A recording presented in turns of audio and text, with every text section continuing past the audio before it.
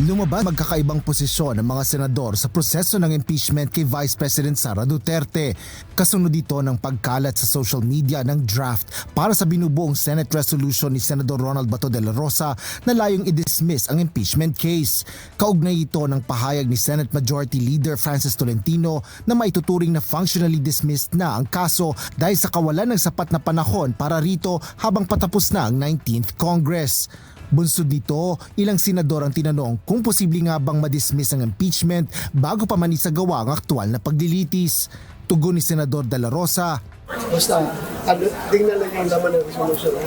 Basta, once nandito na yung artificial impeachment, obligado namin na itakil. Hindi mo sinasabi na hindi itakil. Paano mo dismiss yun? Hindi mo itakil yun. kung formal na ihahain ang naturang resolusyon, sinabi ni Senate President Francis Chis Escudero na anumang ginagawa ng mga senador ay pinadadaan sa botohan. Kung may magmomoson, na-aksyonan yan, pagdedebatihan yan at pagbobotohan. Pero kung walang mag-file, wala kaming aaksyonan. Sinagot naman ni Senate President Pro Tempore Jinggoy Estrada kung pipirmahan niya ang resolusyon para i-dismiss ang impeachment. Pag-isipan natin mabuti. Pagka may final sa Senate, it's either we act on it or we don't act on it. Iginit naman ni Senador Christopher Bongo ang kwestiyon na kung walang ebidensya ay bakit kailangan pang patagalin ang impeachment. Importante rito, ebidensya muna. Kung walang ebidensya, di para makatrabaho na tayo. Okay, kaya nga po, bilisan na po natin.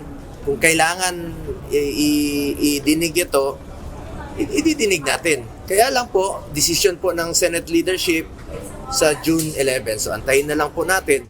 Nais naman ni Senador Juan Miguel Mig Zubiri na mabasa muna ang resolusyon at makita ang basihan nito kung kaparehas ito ng kanyang posisyon na hindi maaaring tumawid ang impeachment sa 20th Congress. Habang tumangging tumugon si Senador Joel Villanueva kung susuportahan nito ang panawagan kaugnay ng dismissal ng kaso.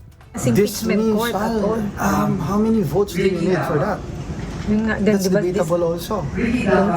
So even with that resolution, marami pa rin debates. At the end of the day, it's plenary who would decide. Para naman kay Senador Alan Peter Cayetano, sa ngayon ay hindi si VP Duterte ang nasa trial kundi ang Senado. Babalik nga ako doon sa dilemma.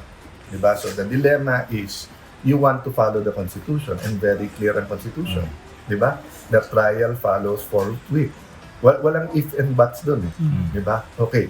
Pero ang tanong nga, if a majority of the senators say that yung trial wala rin mangyayari because you don't have numbers, sinong masusunod? That's why tama din yung sinabi ni Senate President Escudero na 19 to. The 20th, pwede magbotohan din. At sabihin, mali yun, we should have the trial. Dahil dito, nais ni Senador Amy Marcos na magkaroon ng caucus o pagpupulong ang mga miyembro upang mapag-usapan at malinawan sa mga issue kaugnay ng impeachment. Pag-uusapan ng maigi, there's so many options and so many malabo.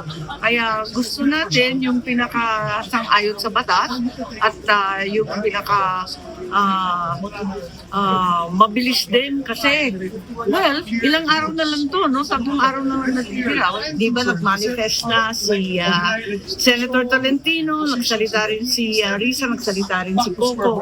Kailangan yata pag-usapan ng lahat kasi hindi lang yung tatlo ang may opinion dyan, kundi ang bawat senador. Asher Cadapan Jr., UNTV News and Rescue. Diyos ang aming sandigan, serbisyo publiko ang aming pinahahalagahan.